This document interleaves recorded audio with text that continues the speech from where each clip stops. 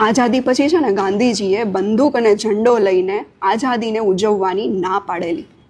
ત્યારે એક સરદાર જ હતા જેમણે ગાંધીજીને કહેલું કે 200 વર્ષ આમ ગુલામીમાં જીવ્યા પછી સેલિબ્રેટ કરવા દો ને આપણા લોકોને ફ્રીલી, કેમ કે આમ પણ આ એક હિંસા નથી. 200 વર્ષ ગુલામીમાં જીવ્યા પછીની આઝાદી છે. ગાંધીજીના ટફેસ્ટ સાથીદાર અને ઓનેસ્ટ ક્રિટિક્સ એટલે આપણા સરદાર. ગાંધીજીએ પણ એમના માટે એક વખત એવું કહેલું કે જો મારું મૃત્યુ નજીક હશે ને તો એક પિતા બનીને ભારતનું ધ્યાન રાખવાવાળા સરદાર જ હશે.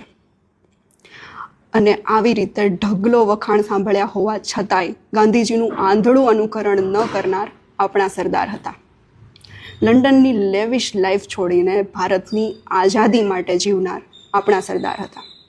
આઝાદી મળ્યા પછી પણ 562 ટુકડાઓને એક કરીને એક ભારત દેશમાં કન્વર્ટ કરનાર આપણા સરદાર હતા.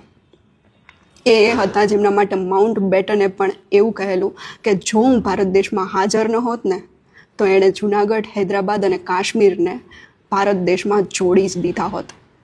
બસ આ આપણા સરદાર હતા.